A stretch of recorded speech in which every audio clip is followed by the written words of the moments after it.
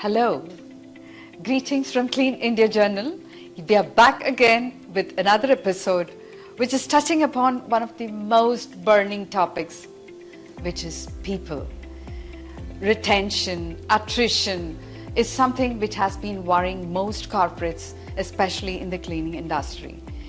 Clean India Journal came about one very prominent person who has been in this industry for more than 20 years, has been dealing with 50 plus countries with diverse cultures, and is well known for her strategy, or rather people's strategy, and what she loves to call herself, or what she is doing, is peoplepreneur. So with a proven track record in the corporate world, it's Shobha Swarup, the Vice President of HR at Diversey. It's a pleasure having you here today, and I've been thinking about this topic on corporate wellness and interacting with some prominent people, and thanks to Diversey who introduced me to a people's person, and she has been in this industry for over 20 plus years, and she has been interacting with diverse people from 50 plus countries with diverse cultures, and she knows what she is doing today. So here we are with Shobha Swarup. Welcome. Hi, thank you. It's such a pleasure that you gave your time. I know when it's a 50 country assignment or plus assignment, how much time is valuable to you. Yeah, but this is my pleasure. Thank you so much for having me. Great. Shobha, I wanted to, first, I'm quite eager to know that when you say you're interacting with 50 plus countries, how many people have you interacted with? On a daily basis, I have a little chart that keeps going, and I at least touch upon 150 people for one way, direct or indirect, yeah.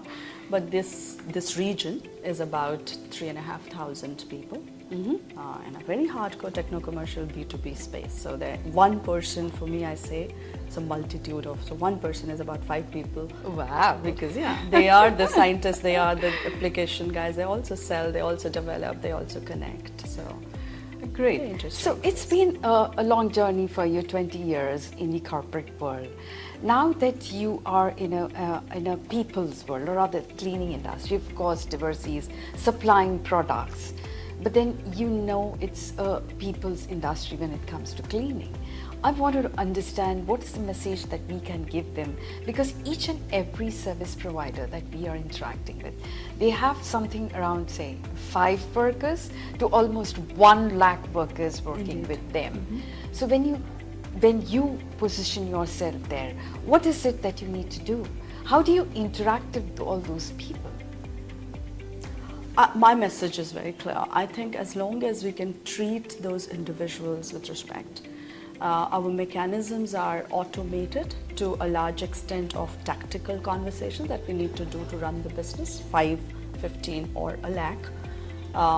There are conversations that can be automated in the digital world that we are. But there is a human angle to that space which you cannot trade off. And as long as any people leader, myself or any business leader, who's making that business happen, and those people are the products in a way, that humanizing of that element, if you could keep, you could scale beyond, and you could still have the sustained success, because the performance is a byproduct of being treated as human beings. Wonderful. So as a people's person, what are you supposed to do? As a people's person, I must keep the people, the human, alive in the business of things. Yeah. So I really think that's where your genuine successes, and in any model, any business model of the yesteryears, of today, of tomorrow, indeed robotics are going to take over, and yet if people are the center of your universe, corporate universe, then as a people's person or as a HR leader for that space, you would never go wrong with what you do. Okay. So your anchor must be the human being that you've picked up for your business.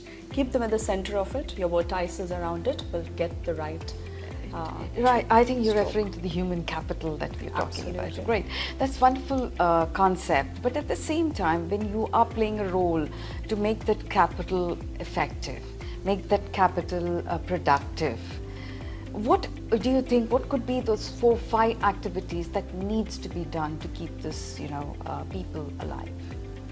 The people in the employees alive. Absolutely, yes. I think step one is to ensure the experience is sorted, which is the hygiene, right? Whether we are in the cleaning industry, as we know. But there's a hygiene which is not measurable hygiene, the abstract hygiene, like I said, the innate hygiene of an experience, quote unquote. You cannot ignore that fact of what's the life you're creating for that employee in your construct. Right. A. B, if you get that sorted and right, which like I said, now is a scalable trait of HR. You could do a lot with your systemization, automation, blah, blah. But the very important recognition of whatever those employees are generating, and how do you really create a cadence which keeps you on the track of not missing any spotlighting moment. So very critical, structured engagement, stroke recognition. There's an interesting concept that I came across too, which talks about corporate wellness. There's a lot going on, and I see a lot of webinars happening. I think wellness is a way of life, and the reason why any corporate must roll out a wellness so-called program must not be because it must look great on the employee value proposition, which you have 15 other things you can do. This must genuinely come from a larger good, often of a human being, again, back to the human being part, who spends about 15 hours in your organizational setup. So what you're doing with that program, and whatever that program is, you don't need to have fancy stuff, but whatever stuff you pick up must be genuine, must be few but really heartfelt, and must be practical at the end of the day. So wellness is needed because there is trigger and stress in everything that somebody is going through. And if we could recognize that trigger and stress can't be dealt with a documented policy, and there is much beyond that, and that is sitting in his or her ecosystem back home. So unless you have an integrated program, whatever you want to call it, you don't get it. From what you are expressing now, it's very important that for a people's person to have a stable background, something where you can, be at peace before you actually try to listen to people who are in stress, right? The world is not so, life is not so ideal though. I know, but I'm saying you need to, or rather, switch off. Absolutely. I think that you need to switch off. You need to have your own emotions in place before you understand other people's emotions. So is it just a people's person is handling emotions and doing training and putting a wellness chart for people, or is it something beyond that? I think you got to make a winner out of your journeys, right? We must recognize that people join organizations for a very clear ambition or aspiration they bring on table. If you can't have that journey enabled and first understand those journeys if they were meaningful and they make sense to your organization at the end of the day. I think those are very important diagnostics as people's person or as function. We must spend time knowing people's journeys, and you could invest, you could choose to deploy, and you could also choose to let them be and go. Right. And I think these are very clear decisions that one must take, and then pick up your core group, keep investing, nurturing, and growing them. And I had long back said this, I would copyright that model saying the 3G model of a human life in a corporate, you do end up grounding yourself. 3G is grounding, grooming, and growing. And I think at any level that you come into a company, junior level, mid-level, absolutely feet on street, you know that you would ground to start with. You must be able to groom yourself to be able to take larger responsibilities and live up to your ambition, quote unquote, that you really generated. Absolutely. And it is evolving, ever evolving. So acknowledge that there is never a static ambition. It will grow with the dynamic world. And last but not the least, be able to grow because of that. So grounding, grooming, growing. Right. The couple of words that you you mentioned, one is, productivity, if I'm not wrong, and investments. So when you talk about any program that you're doing for your people, so what is the kind of metrics that you will look at? How much investment should a company do when it comes to, keeping their people? And what is the kind of productivity where can you measure and give the company as an HR? Doesn't happen without. And in a B2B setup, I would want to go back to that one because Right. it's a heavily invested, individually invested setup, and the stake as well as the gains both are exponentially big or large, expansive in its own space. The way to ensure that the numbers are being met in a commercial setup again is a lot to do with the way you train and you get a return. But performance scale is one part of it.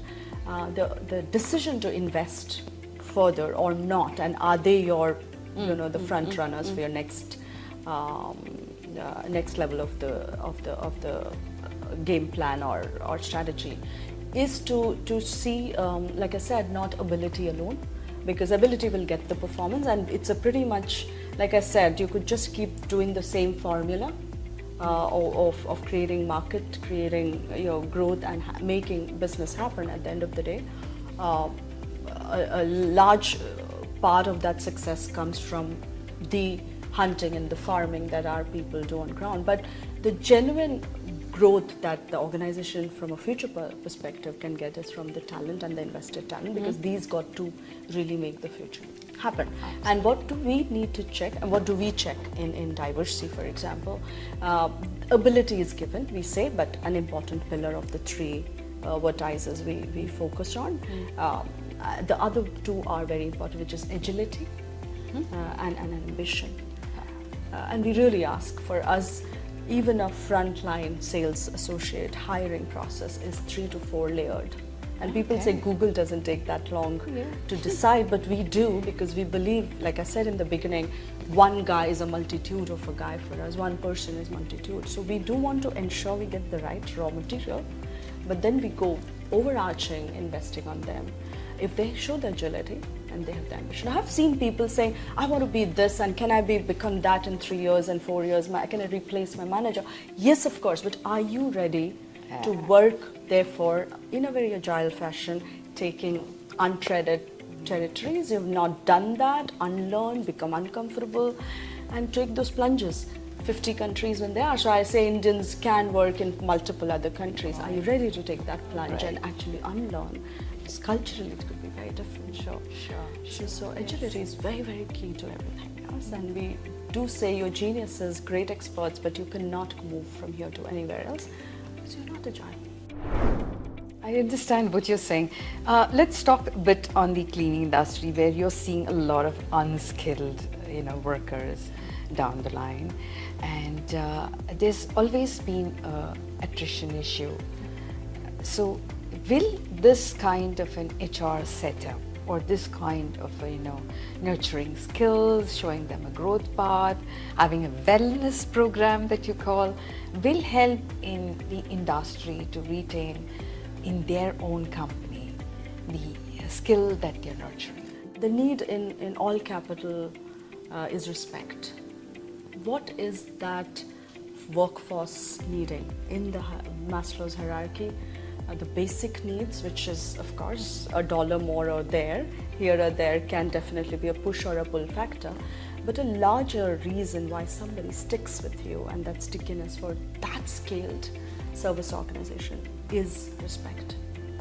And how do you then ensure that the entire channel, because it's not any one layer can sort of cover that scale. It is through the channel, and that every entity in that channel can immerse in this philosophy of respect and soul beyond the statistics. I can, one with your thought of respect, because I do see how the way they are treated, basically they may be coming for a good, I would call them hygiene specialists, because they have been doing all the cleaning and the hygiene work that they need to do, and they are pulled into doing anything else in any site that they are, and they do feel, you know, offended, but they have no this to speak up. Yeah, I understand. So respect possibly is one of the great factors that we all need to learn in the cleaning industry. Keep those I workers think principally a professional code of conduct, that we talk so loud and on top of everything. For every other category of employees, we must have tenets and codes. Yeah. Wonderful. It's really wonderful interacting with you, Shobha. It has been a pleasure to understand what people's strategy is and what a people's person need to be. And this is a message for the entire cleaning industry, is whether you have a 5-scale employee cadre or you have a 1 lakh people employed under you, there is a strategy required if you want to retain talent in your company. Thank you so much for joining us. Thank you, Shobha. Thank you. Pleasure.